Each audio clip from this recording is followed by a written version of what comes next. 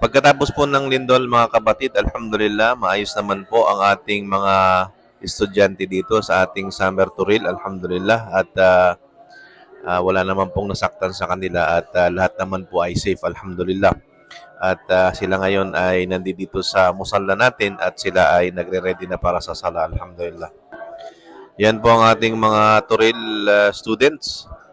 3:07, magre-ready po tayo para sa Salatul Asr. Alhamdulillah, safe naman po sila. At wala naman pong damage dito sa ating building, alhamdulillah. Kahoy naman po ito, kaya mashallah. So okay naman po. Yun yung mga kapatid natin. Nagre-review pa rin sila.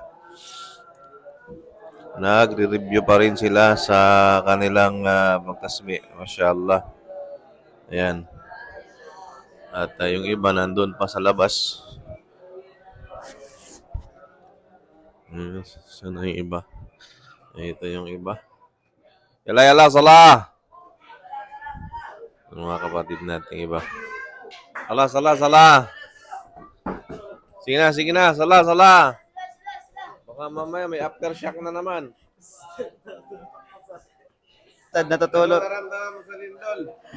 Siyempre, Tad, na-shock din. Nagulat. Nagulat. Okay naman kayo. Okay lang naman, Ustad. Tatawanan pa nga sila eh. Ikaw, kumusta? Kumusta lindol? Basta natutulog ako, Ustad. Nakagising lang. Nagilip ka pa rin. Oh, Ikaw, kumusta lindol? nagbabasa ako ng Quran, nagulat na lang ako. Bakit ka nagulat? Kasi, lindol agad. Nagbabasa lang ako eh. Nagmumurize eh. Ikaw nagtaka, bakit naglindol?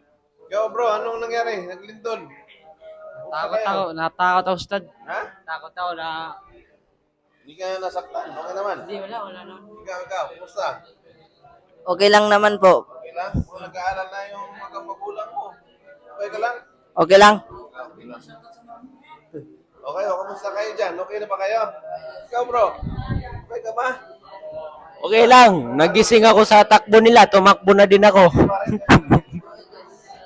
kayo nagsibabaan. Dapat pag may ganon, hindi kayo mano agad na bumababa ng sabay-sabay.